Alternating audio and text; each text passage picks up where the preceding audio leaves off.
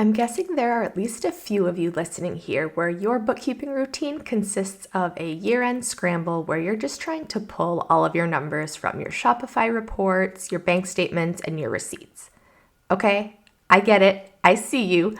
But I also know that that routine often comes with some stress and worry that you're doing things right and you're actually getting all of the numbers that you need. Instead of tackling a year's worth of quote-unquote bookkeeping at once, today we're going to be talking about what you should actually be doing on a daily, weekly, and monthly basis to keep it from piling up and becoming this massive project that you are actively working to avoid, okay? We're going to break it down into bite-sized pieces, so grab your notebook because this one is going to be good. Hey there, and welcome to the Boutique Bookkeeper Show, where we take the mystery out of your money and make your numbers make sense. I'm Megan, virtual bookkeeper and bookkeeping coach, and I love helping female boutique owners just like you finally feel confident about the financial side of your business. If you're tired of feeling anxious every time you have to open QuickBooks, or if you're making sales but constantly left wondering, where did all that money go? You're in the right place. We'll cover all things bookkeeping and taxes, all in plain English, so you can be less intimidated by the numbers and finally start to use them to help you grow a profitable boutique. So, if you're ready to stop avoiding this whole numbers thing and start keeping more of the money you make, grab your coffee and your calculator and let's dive in. So when it comes to actually doing your bookkeeping, I know there's some of you out there that are struggling to really know what that even means, right? Like when you sit down to do your bookkeeping, what do you actually need to do, right? So today we're breaking it out into the daily, weekly, and monthly tasks you should be doing in your bookkeeping. So when it's time to actually sit down and work on it, you know what you need to be doing, all right? So first up, we're going to talk about the daily task. And this one's fairly simple, but if you have a brick and mortar, the one thing that you want to make sure that you are doing each and every day is closing your register, counting all of the cash, and actually preparing a deposit slip for that day's cash, okay? So at the close of business, what I recommend you do is pull out all of the cash, count all of it. You're going to put back a base amount that you keep in the register day to day. So obviously this will really depend on your business and how much cash and change you think you really need to keep in there. But let's just say for this example's sake, you choose to keep a flat $300 in the register on a day-to-day basis, okay? So at the end of each business day, you're going to pull out all the cash, count back the $300 you're going to put back in the register, and everything else you're going to take out, count it, and prepare a deposit slip for that extra cash. Now, theoretically, the cash that you collect each day, you should be able to match this to the point of sale report that shows how much cash you collected, right? So the first thing that you're going to make sure and compare is, okay, the cash that you're pulling out of the register, does it match your point of sale report that shows you actually, maybe received $100 in cash, but when you're counting it out, you actually only had $98 in cash, okay? That $2 cash discrepancy, you can track that. That's a deduction, right? It's a cost of doing business. Unfortunately, sometimes inaccurate change happens, but that is a deduction that you can certainly track, but you need to have the proper paper trail or notes in place to be able to track that. So at the end of each day, count all of the cash in the register, put back that base amount, and prepare a deposit slip for anything over and above that, and make sure to track any discrepancies between that and what your point of sale says you should have collected in cash that day.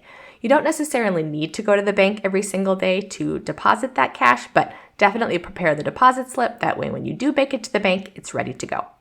All right, now on to the weekly tasks. So I like to do all of these things on Mondays, and that's what I recommend. I like to call it Money Mondays, but that way it's not something that you dread, and keep pushing it off later in the week. Just tackle it right away Monday morning, and then you're good the rest of the week. So kind of related to the last one where you're prepping the deposit slip, I say at least weekly, make sure you're making it to the bank to make sure all of that cash does get deposited into your bank account.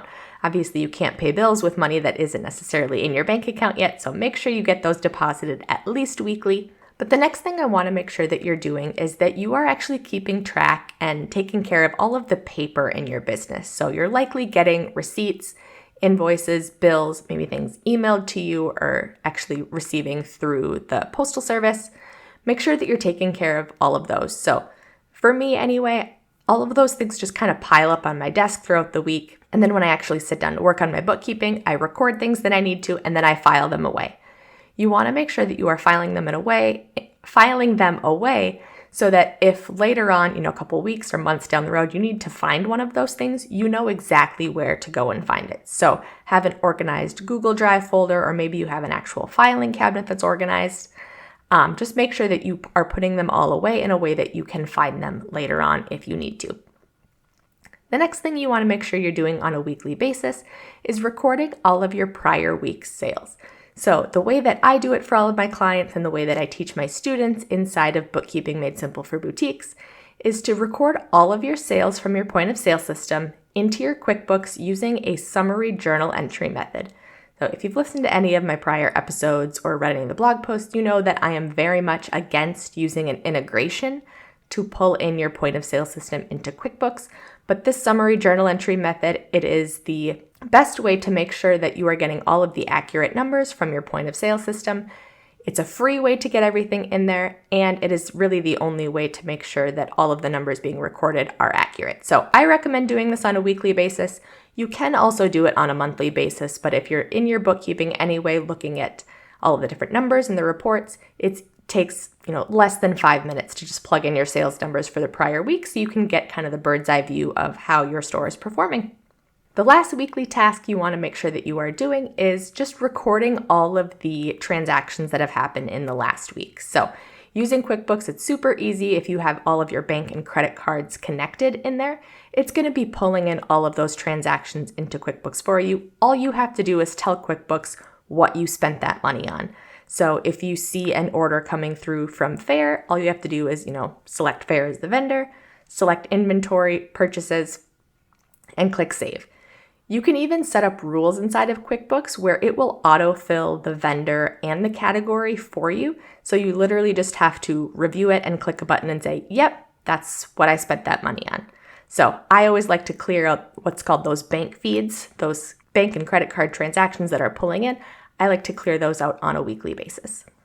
All right, moving on to the monthly tasks. So every month, you want to make sure that you are reviewing everything for accuracy through a process called reconciliations or reconciling.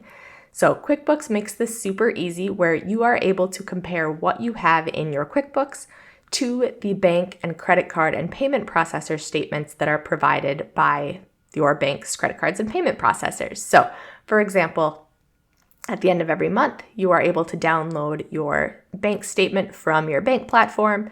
You're going to plug in your ending balance and the ending date in the QuickBooks reconciliation screen, and it's going to show you all of the transactions that have been posted to that account or that have come through that account. And you're able to very quickly and easily compare what you have in QuickBooks to the totals on your bank statement to make sure that the ending balances match.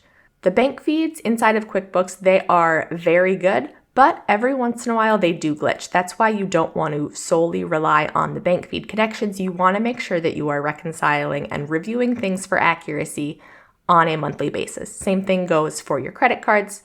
Bank feeds are great, but they are not always 100% accurate. And the one thing that a lot of business owners do miss is reconciling your payment processors. So that would include like your Shopify payments, PayPal, Venmo, things like that. You still want to make sure that you are reconciling those because that is the best way to catch if any of these payment processors, maybe miss depositing money into your account or if they're holding on funds longer than they maybe should. This is the process that you want to do to be able to double check those things. Once you have everything all reconciled, it's time to look at your financial reports. So there are 3 primary reports you should be looking at every month. That is the balance sheet, the income statement, and the statement of cash flows. So if these reports are not familiar to you yet, I actually have a mini series coming up here over the next couple of weeks where we're going to be looking at each of these reports in detail. So make sure you come back the next couple of weeks to learn about those financial reports. But that is something that you do want to make sure you are doing on a monthly basis just to see how your store has been performing. The last tasks I have for you is to file your sales tax. So this may or may not be a monthly task for you. It depends on what cadence the state has you set up at. But at a minimum, it's going to be every month. You may also be on a quarterly or an annual cadence. So just make sure that you know what your state has you set up as so you're not missing any deadlines. But If you are a monthly sales tax filer, make sure this is on your calendar to do every month as well. All right, so that's it. To recap really quickly, just so you know when you actually sit down to work on your bookkeeping, what do you actually need to be doing? So on a daily basis, make sure you're closing your register, counting the cash, looking for cash discrepancies between what you actually count and what your point of sale system says you have, and preparing that deposit slip. Then, at least on a weekly basis, make sure that you are bringing those deposits to the bank. You're taking care of all of the paper receipts or receipts that are maybe even emailed to you, getting those filed and saved away so you know where to find them later on, recording all of your weekly sales, and then recording all of the bank and credit card transactions that have flowed through your business accounts. On a monthly basis, you're reviewing everything for accuracy through that reconciling process. You're reading and reviewing your financial statements to see how your store has been performing, and you are filing any sales tax that you need to. If you need help actually implementing all of this in your own bookkeeping, then I would love to have you join us inside of Bookkeeping Made Simple for Boutiques. Well, I will hold your hand through every single step, from signing up and setting up your QuickBooks Online to actually reading those beautiful financial statements and all the steps in between. I will be there helping guide you through the entire process and also be there to help answer any questions you may have. If you want to learn more about this course, I will have it linked in the show notes below. But that is all I have for you today. Be sure to tune in next week for another episode of the Boutique Bookkeeper Show. I will see you there. Hey there, and thanks for hanging out with me today. I hope that I shared something that helped you feel just a little bit more confident in understanding all the numbers in your boutique business. If you found this helpful, don't forget to go and leave a rating and review on Apple Podcasts. That's the best way for other boutique owners just like you to find this podcast so I can help them feel just a little bit more confident in their numbers as well. If you have any questions about what you heard today, hop on over to Instagram and send me a DM at Finding Freedom Financial. I'll be back again real soon, but in the meantime, go implement or take action on something you learned today. I promise your future self will thank you.